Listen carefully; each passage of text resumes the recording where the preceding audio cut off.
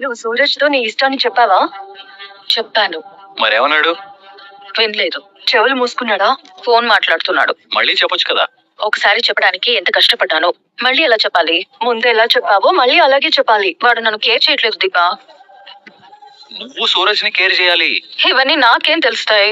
ప్రేమలో పడితే తప్పదమ్మా, చేయాలి. ఎంతవరకు చేయాలి బావా? ఒక మనిషి మాట్లాడడానికి వస్తే ఆ మనిషి ఏం చెప్పాలనుకుంటుందో వినాలి అనుకోవడం కామన్ సెన్స్. ప్రేమకి కామన్ సెన్స్ ఉండకపోవచ్చేమో. పోనీ ఏ సెన్స్ ఉంటుందో నువ్వే చెప్పు. ఆ సెన్స్ లోనే ట్రై చేస్తాను. బాగా విసిగిపోయినట్టున్నావు. చిరాకు వస్తుంది. సూరజ్ మీద కాదు, నా మీద నాకే. ఎందుకు? సూరజ్ ని కావాలనుకుంటున్నందుకు. మనకు కావాల్సింది మనకి ఈజీగా దొరికితే దానికి వాల్యూ ఉండదు చూసినా. సూరజ్ కి అంత యాటిట్యూడ్ ఎందుకు? నా ప్రేమ వాడికి అర్థం కావట్లేదా? కనిపించట్లేదేమో. ఎలా చూపించాలి? ఈ రోజు పార్టీ ఉంది, మా ఇంటికి రావాలి అంటే ఎందుకు రావాలి అంటాడు. నీతో ఒక విషయం చెప్పాలి అంటే నేనెందుకు వినాలి అంటాడు. నేను ఒక మెట్టు దిగుతుంటే సూరజ్ ఒక మెట్టు ఎక్కుతున్నాడు.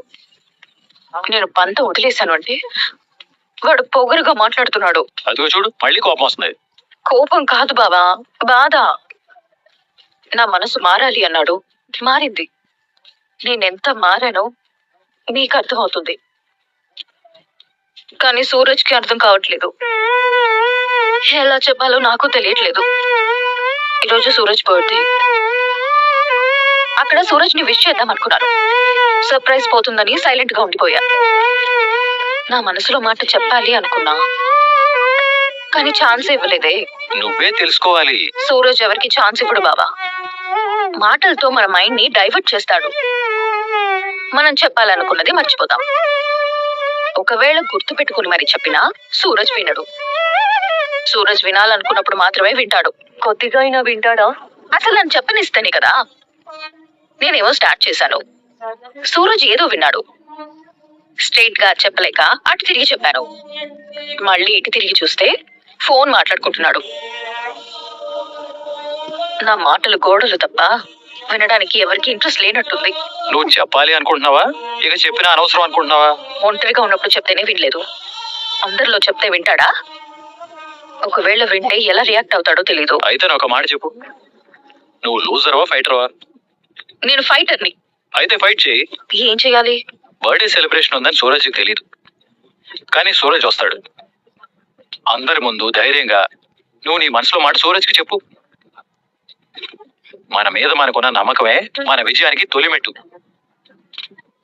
నీ మీద నువ్వు నమ్మకం పెట్టుకో. సరే బాబా, చెప్తాను. కానీ సూరజ్ రుజువు అడిగితే? రుజువులా? అవును బాబా. నీ మనసులో నేనున్నాను అని రుజువేంటి అని అంటే ఎలా చూపించాలి? సూరజ్ అదే అడుగుతాడు, చూడండి. జోష్న చెప్పింది కరెక్టే బావా. సూరజ్ అలాంటోడే. జోస్ను చెప్పడానికే ఇంత భయపడుతుంటే మనసులో సూరజ్ ఉన్నాడని ఎలా నిరూపిస్తుంది? చాలా పెద్ద సమస్య వచ్చింది బావా. వీళ్ళ ప్రేమకు ఒక ముగింపు వచ్చింది అని ఆనందపడే లోపే మరో ట్విస్ట్ ఇచ్చాడు. వీళ్ళని ఎలారా కలిపేది? ముందు మనం లోపలికి వెళ్దాం పద బావా. సూరజ్ ఏడమ్మా? పిలిచాను తాత. పిలవడం కాదు, వెంట పెట్టుకుని తీసుకురావాల్సింది. అవును, కానీ ఏమైనా చంటి పిల్లడాత చేయి పట్టుకుని తీసుకురావడానికి? పిలిచింది, వస్తాడులే. అన్నయ్య రాదాసు. ఒరేయ్ దాసు, ఊర్లోకి ఎప్పుడు వచ్చావురా?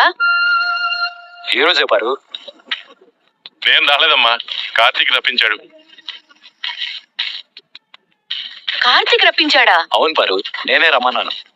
సూరజ్ బర్త్డేకి నా కొడుకు ఎందుకురా? ఎందుకో నాకు అర్థమైంది పిన్ని. ఎందుకు దశరథ? ఒక మంచి విషయం జరుగుతున్నప్పుడు అయిన వాళ్ళంతా మనతోనే ఉండాలి కదా. దాసు నా తమ్ముడు. నా కూతురికి మంచి జరుగుతున్నప్పుడు వాడు పక్కన లేకపోతే ఎలా?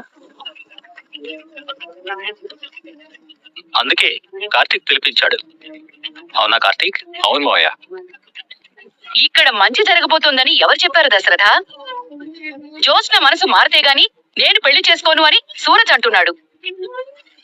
నేను జీవితంలో పెళ్లే చేసుకోనని భీష్మించి కూర్చుంది జోస్న. మనమంతా కలవాలని కోరుకుంటున్న మనుషులు ఉత్తర దక్షిణ ధృవాల్లో ఉంటే మంచి ఎలా జరుగుతుంది దశరథ? నోరు తెరిస్తే ఒక్క మంచి మాట కూడా రాదా పరువు నీకు? అది కాదురా. ఏది కాదు? నువ్వు నా కాలకి నాన్న రాసావా అన్ని ముందే నీకు తెలియడానికి? ఏం జరుగుతుందో జరిగే వరకు మనకు తెలియదు. మనం చేయాల్సిందల్లా మంచి జరగాలని కోరుకోవడమే. మా ముందు అంటే అన్నావు, ఇలా సూరజ్ ముందు అన్నావు గనక. అనడానికి సూరజ్ రావాలి కదా. వస్తున్నాడు. వీడికి 100 ఏళ్ళు.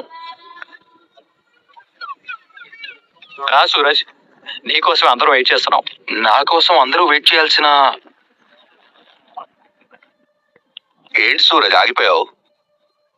ఈరోజు నీ బర్త్డే కదా, నిన్నెందుకు పిలిచామో నీకు ఈ పాటికి అర్థమైపోయే ఉంటుంది.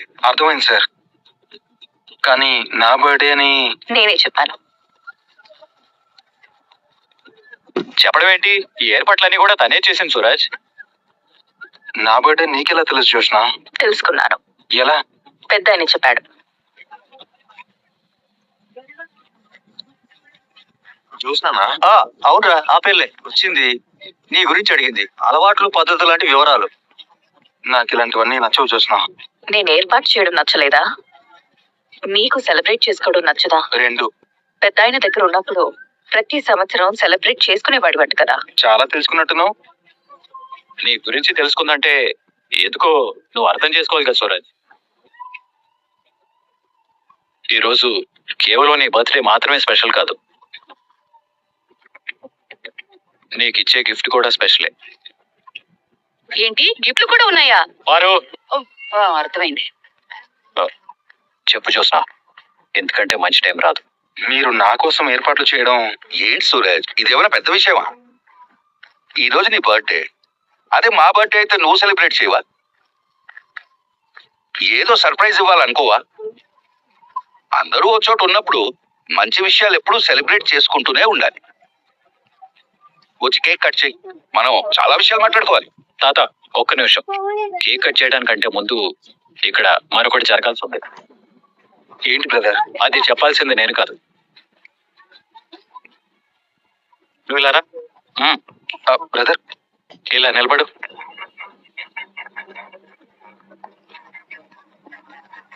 చెప్పు జోష్న, ధైర్యంగా నువ్వేమనుకుంటున్నావో చెప్పు. నాతో ఎవరైనా ఏదైనా మాట్లాడాలా బ్రదర్? అవును బ్రదర్, ఒకరు నీతో మాట్లాడాలి.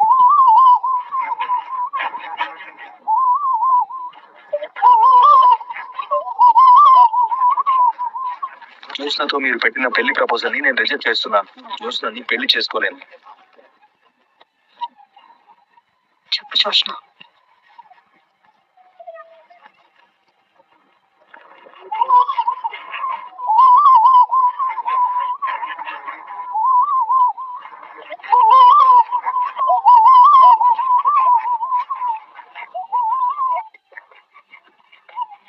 సూరజ్, నేను నీతో ఒకటి చెప్పాలి. చెప్పు జ్యోత్స్న. నేను మనుషుల్ని పుస్తకం చదివినట్టు చదవలేను. నాకు ఎదుటి వాళ్ళ గురించి తెలుసుకోవాలి అన్న ఆలోచనలు కానీ అలవాట్లు కానీ లేవు. కానీ నీ గురించి నీకు తెలియకుండానే తెలుసుకున్నాను. నీలాంటి తెలివైన మనిషికి నా ప్రయత్నం ఎందుకో అర్థం కాకపోవడం ఏమీ ఉండదు. జనరల్ గా ఈ ఇంట్లో నేను ఒక్కదాన్నే, ఈ తరంలో ఉన్న ఆడపిల్లని. ఎంతో గారంగా పెంచారు, దేనికి లోటు లేదు. ఇవ్వడమే తప్ప తీసుకోవడం తెలీదు. నాకిది కావాలి అని ఏ రోజు ఎవరిని అడిగింది లేదు. జీవితం అంటే ఎప్పుడూ ఒకేలా ఉండదు అని మా బాబా దీప చెప్పిన తర్వాత అర్థమైంది. అందుకు అందరి ముందు నీకొక మాట చెప్పాలి అనుకుంటున్నాను. దాన్ని ఎవరు ఎలా తీసుకుంటారో, ఎవరు ఎంతవరకు నమ్ముతారో అనేది నాకు తెలీదు. నాకు తెలిసిందల్లా ఒక్కటే, నాకు అనిపించింది చెప్పడం. చెప్పు జోష్న. చెప్తాను.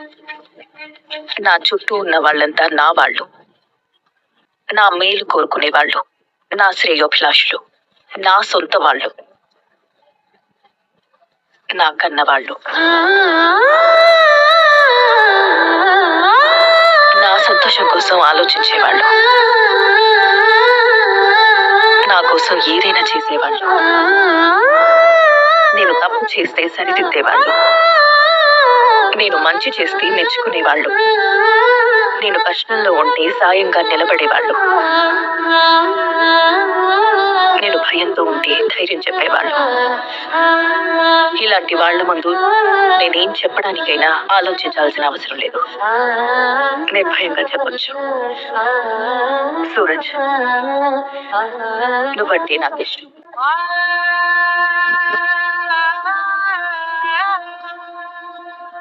మీ అందరికీ చెప్తున్నాను, సూరజ్ అంటే నాకు ఇష్టం. సూరజ్ తో జీవితాంతం కలిసి బ్రతకగలను అన్న నమ్మకం నాకుంది.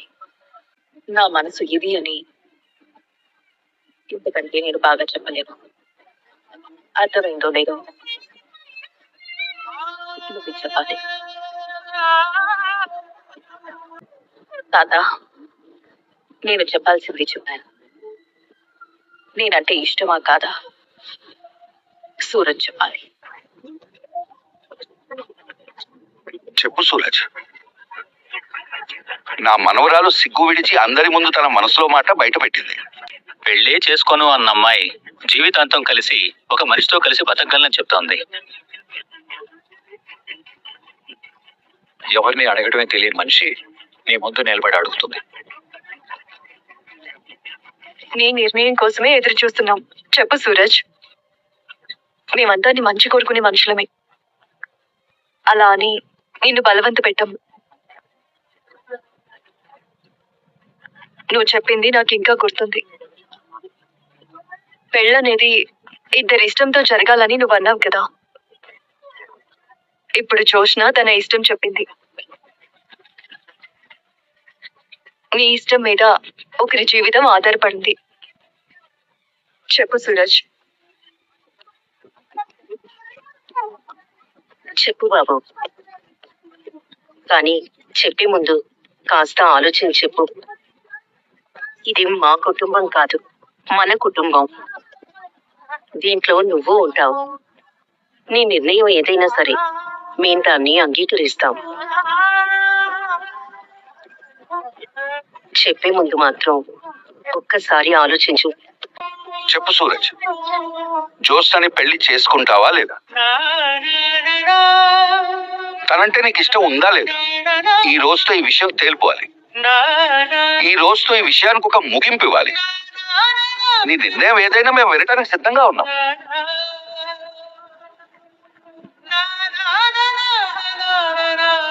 మీరంతా నా నిర్ణయం కోసం ఎదురు చూస్తున్నారని అర్థమైంది. చెప్తాను, వినండి. జ్యోత్స్న అంటే నాకు ఇష్టం.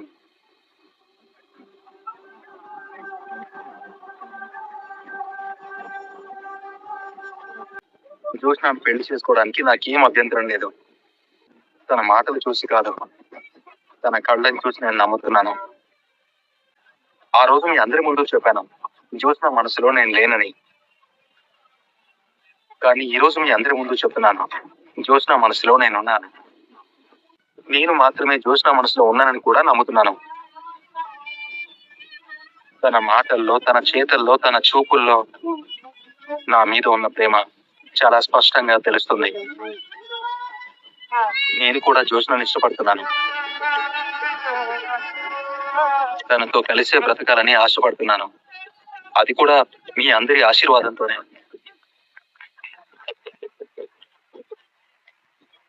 మొత్తానికి సాధించావు జోష్న. కంగ్రాచులేషన్.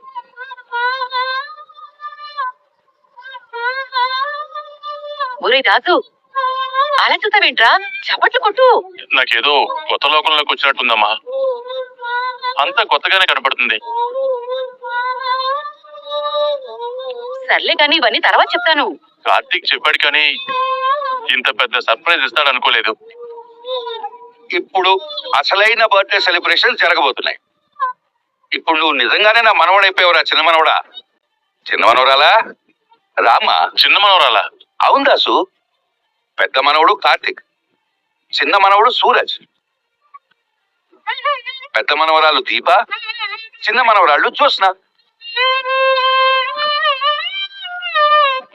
ఈ రోజు సూరజ్ పుట్టినట్టు లేదు, ఈ శివనారాయణ పుట్టినట్టు. అలాగని ముందే చెప్పుంటే మరొక కేక్ తెచ్చేవాళ్ళం కదండి. జోక్ బాగుంది పారిజాతం. నేనైతే నిజంగానే కేక్ తెచ్చేదానండి. నా చిన్న మనవడి బర్త్డే అంటే ఈ తాత బర్త్డే అయినట్టే.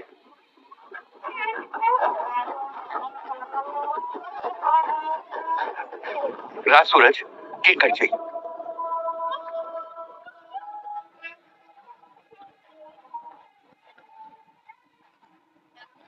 Happy birthday happy birthday to you. Happy birthday to you. Happy birthday to you. Happy birthday to you.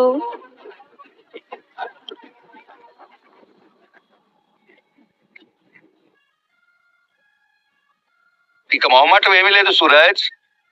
నువ్వు ఎవరికి తినిపించాలనుకుంటున్నావో వాళ్ళకి తినిపించాయి. కార్తిక్ గారు నాకు అన్నయ్య, దీప గారు నాకు వదిన. అందుకే ముందు అన్నయ్యకి తినిపిస్తాను. అమ్మ దొంగ, మనసులో ఒకటి పెట్టుకుని బయటికి వేరే ఒకటి మాట్లాడుతున్నావు కదా. చూసావు దీపా, మొదటి మొక్క అన్నయ్య కంట, రెండో ముక్క వదినకి, అప్పుడు మూడో మొక్క కాబోయే అత్తయ్యకి, కాబోయే మావయ్యకి, ఇంకా కాబోయే భార్యకి ఎప్పుడు తినిపిస్తాడో. ఆ చివర్లో ఎప్పుడో తినిపిస్తాడేమో. ఆ చిన్న మనవడి లిస్టులో చివర్లో ఉండేది నేనే లేరా?